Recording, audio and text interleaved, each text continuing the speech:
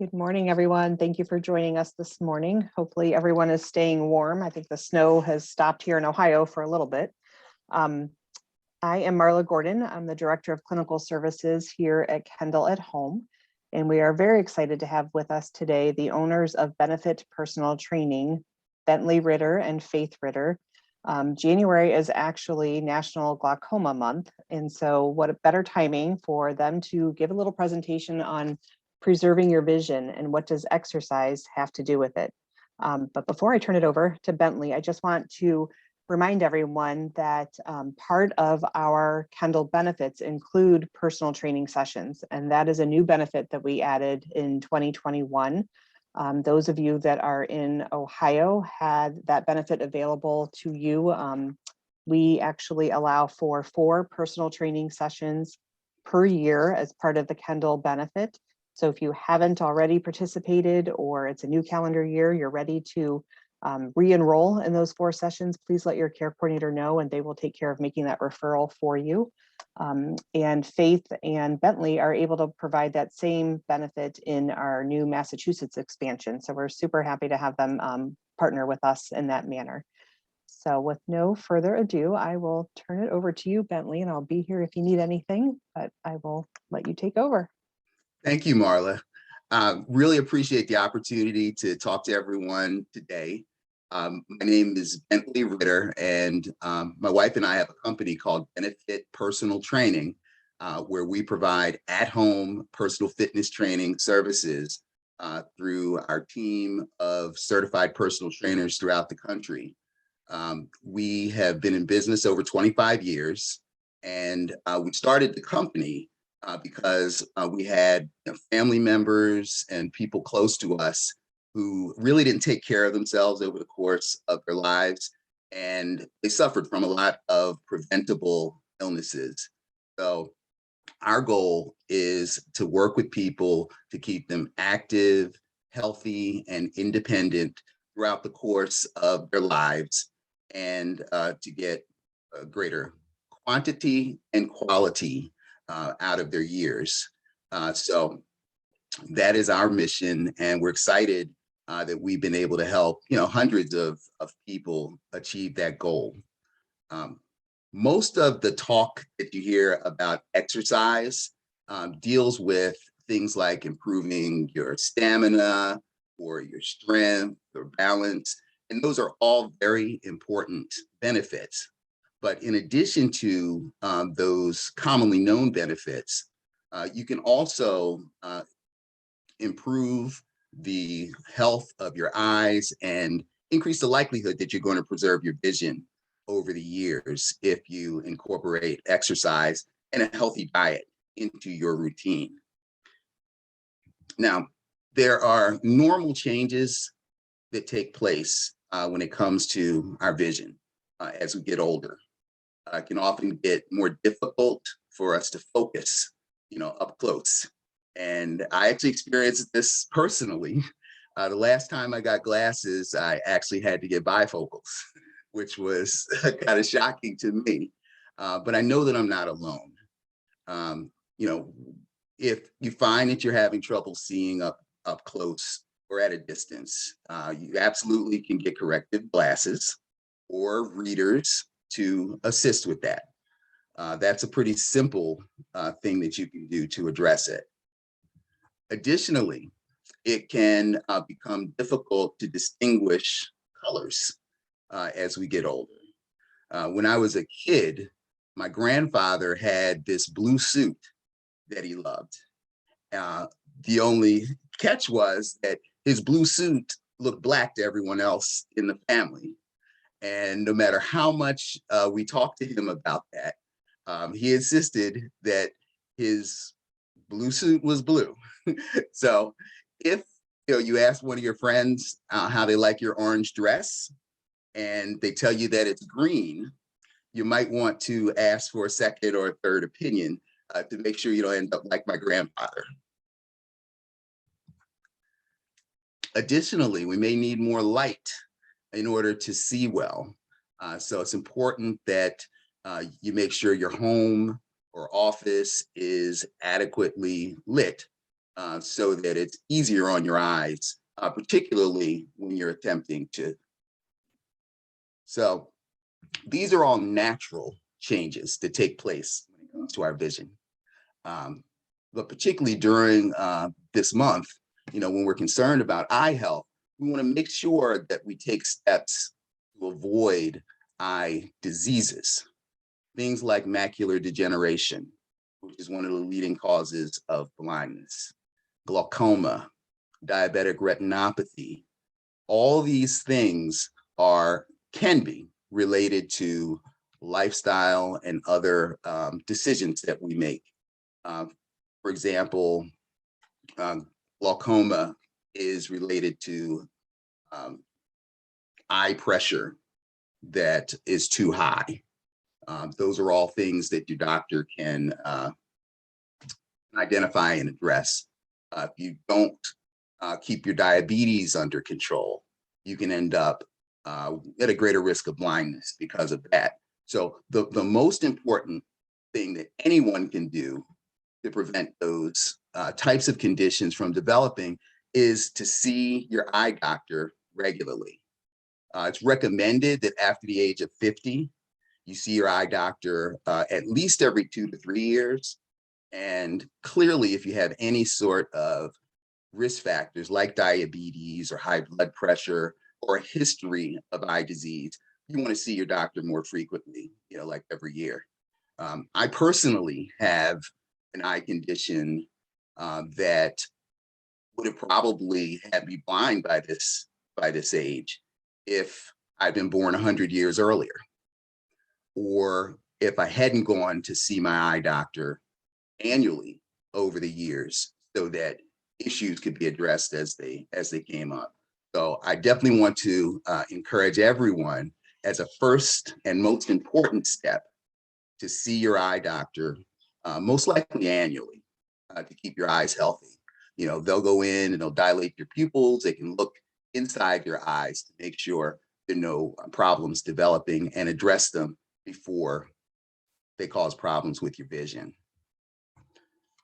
So now we're going to talk about a number of things that we can do to preserve our vision in terms of our lifestyle. If anyone is smoking, stopping smoking is something that improved your eye health. The chemicals that are in cigarettes, they're harmful to your lungs and other bodily tissues. They're particularly damaging to your eyes. So if you are smoking, you want to take steps to stop as soon as possible. Never too late to stop. Protect your eyes when you go outside. You want to wear sunglasses with ultraviolet coating to protect your eyes from those ultraviolet rays. You can wear the sunglasses as well as a hat with a brim. And if you really want to look cool, you can wear these sunglasses inside as well.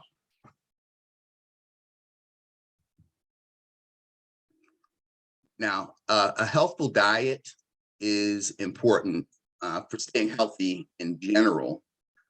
It'll also help you to maintain a healthy blood pressure. When I say a healthful diet, we want to make sure we're eating lots of fruits and vegetables, low-fat sources of protein like chicken, turkey, fish. And if you're eating red meat, just make sure they're very lean cuts. And with respect to your blood pressure, it's generally best to make sure you control your sodium intake.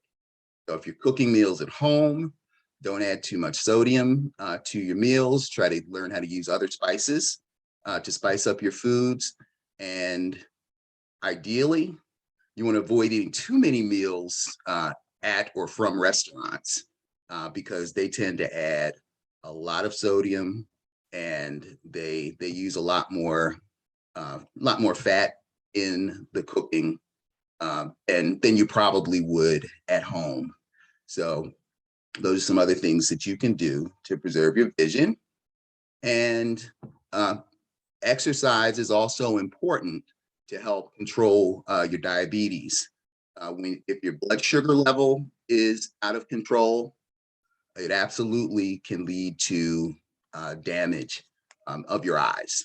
So you want to make sure you follow the diet that your doctor or your registered dietitian has recommended. And if your doctor's prescribed medication to keep your diabetes under control, you want to make sure you follow that regimen. And exercise is one of the primary things that we're going to talk about today. These are things that are all within our control. Exercise is great because it increases the blood flow throughout your body and in your eyes. As we've mentioned, it also helps you keep your blood pressure under control. And it reduces the risk that you're going to have an overgrowth of blood vessels in your eyes. And those are things that contribute to glaucoma as well as macular degeneration. So there are lots of benefits associated with the exercise, besides simply making, your heart and your lungs healthier and stronger and your muscles. So I'm going to give you some suggestions of things that you can do to improve your activity level, incorporate more cardiovascular exercise into your routine. So certainly walking or jogging. Walking is great because, we've all spent a lifetime doing it. So you don't have to learn anything new. Walking is something that you could do with a friend or relative. So it can be a social experience as well. When you do cardiovascular exercise, you want to make sure that you work up a sweat, that you breathe a little hard when you're doing your exercise. You just don't want to get to the point where you can't talk. So if you're out walking briskly with a friend, if you get to the point where you can't carry on a conversation, you need to slow it down a little bit. If you're out walking and you don't feel like you're getting much work in, you can pick up the pace, for specific intervals. You can walk slowly and then take a couple of minutes and walk more briskly, slow down and walk slowly again, and continue to alternate that way to make sure that you get a really good workout in. And there may be some people on the line who don't feel like they're getting much work doing the walking. If that's the case, you can mix a little bit of jogging in to your routine as well.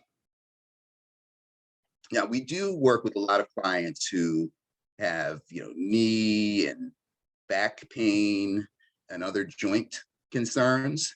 So if that's the case, you're not going to want to do a lot of activities where, you're running or jumping around.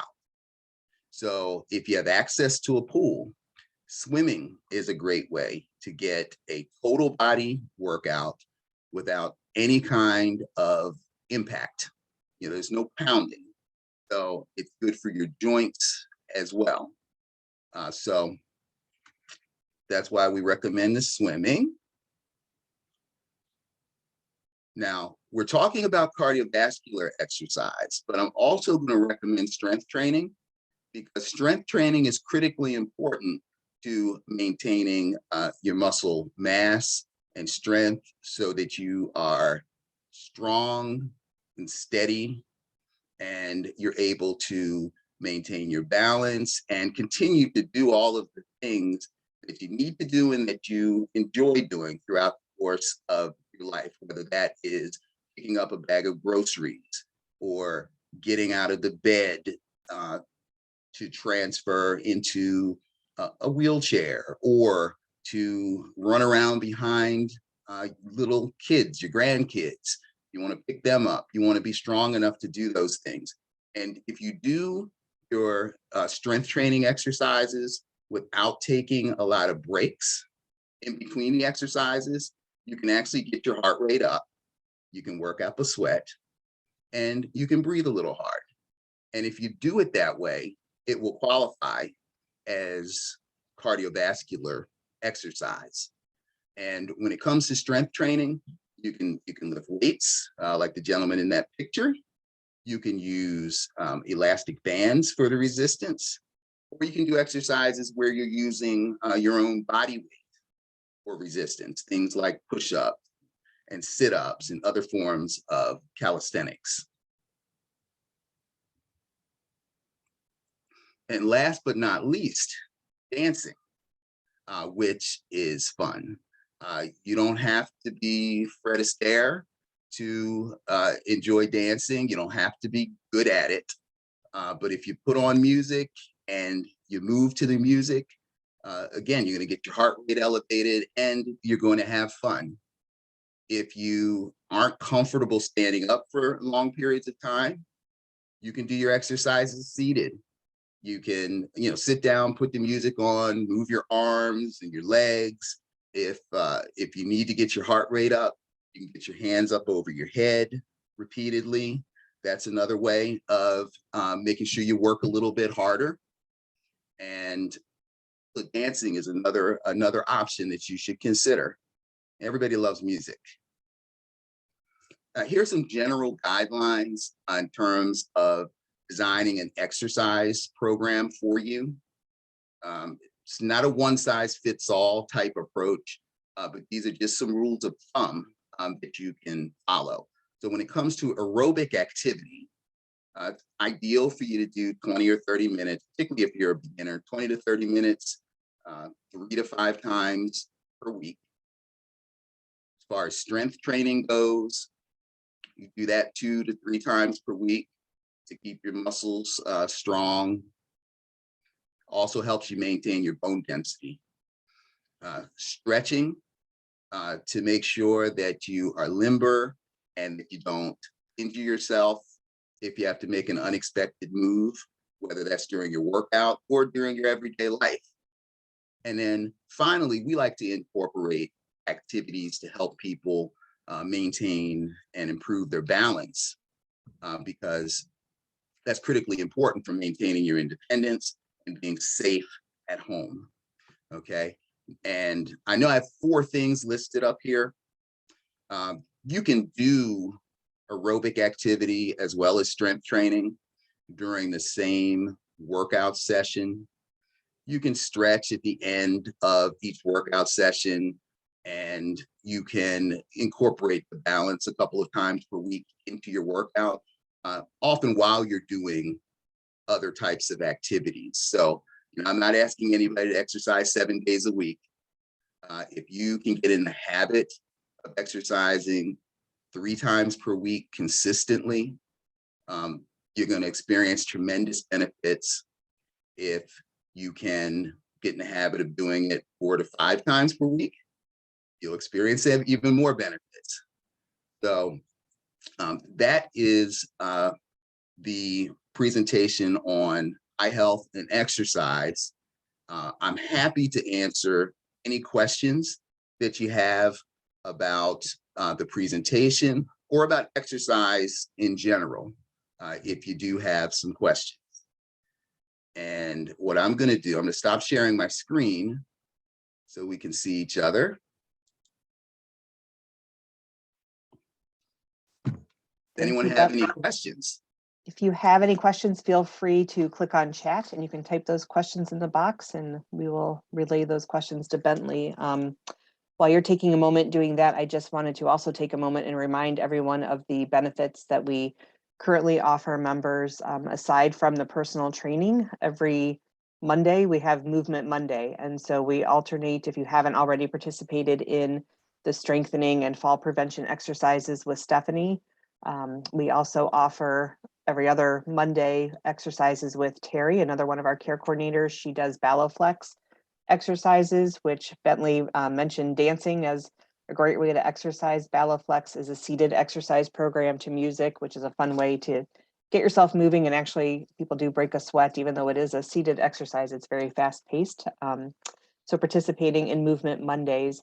And also we have the Spiro 100. So if you haven't participated in the Spiro 100 benefit, please contact your care coordinator. They'd be happy to help you access that. Spiro 100 is that on-demand exercise programs for a variety of levels of cardio fitness. You can choose from Tai Chi, seated exercise, standing exercises. There's quite a variety at your leisure that are pre-recorded that you have access to as part of your membership. So if you haven't already and you're interested, please reach out to your care coordinator and they'd be happy to help you access all of the benefits available to you.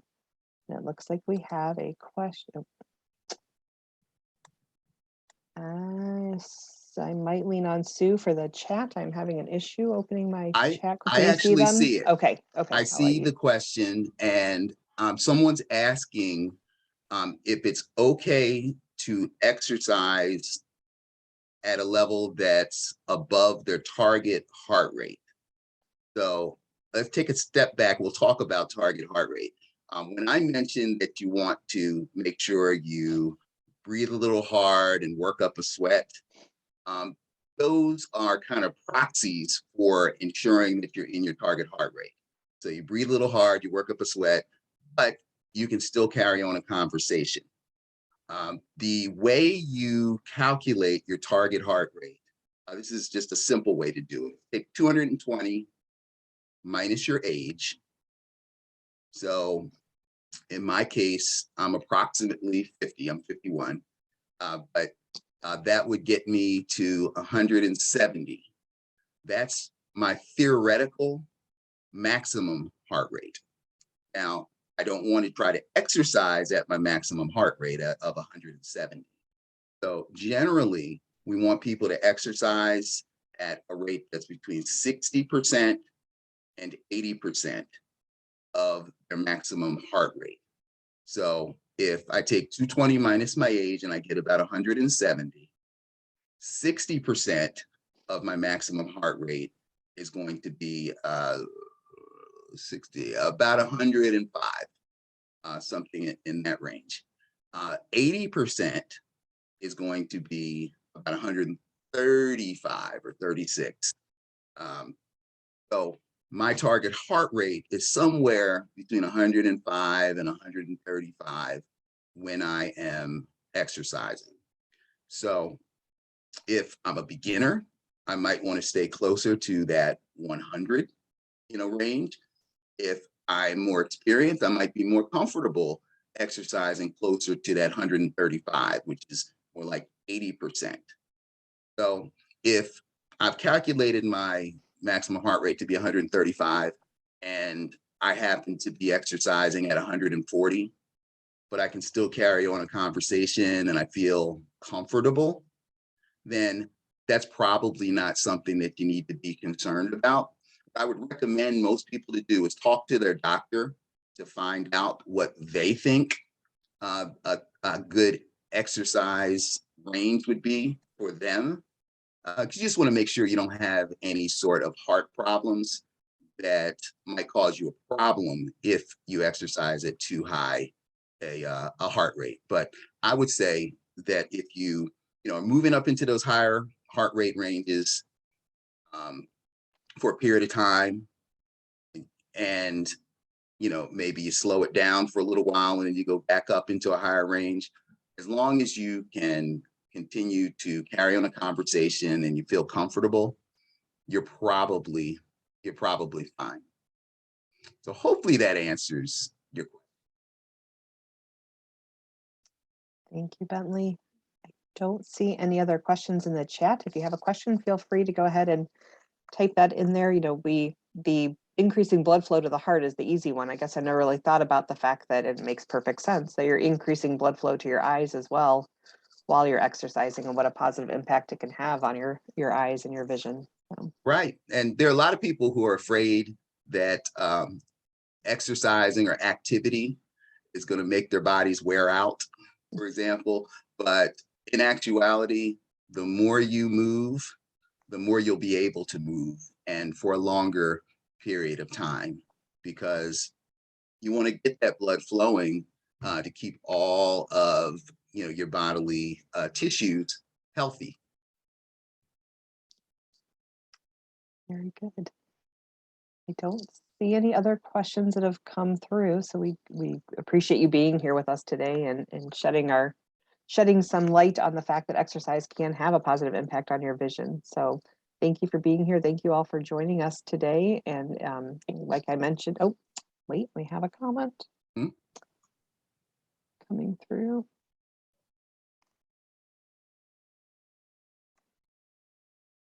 Oh, wow. So someone who's a care coordinator with Kendal worked with someone who had diabetes, who did not respect his diagnosis and modify his lifestyle, and he ended up going blind. So that's definitely a cautionary tale. And I've seen lots of people who don't really take the diagnosis seriously, and they don't change their eating habits, they don't exercise, and people lose limbs, and having diabetes that's out of control can also increase your risk of heart disease as well. So, when you have health concerns, you want to take them seriously, because if you don't, it can have a negative cascading effect. So, thanks for that word of caution. Thank you.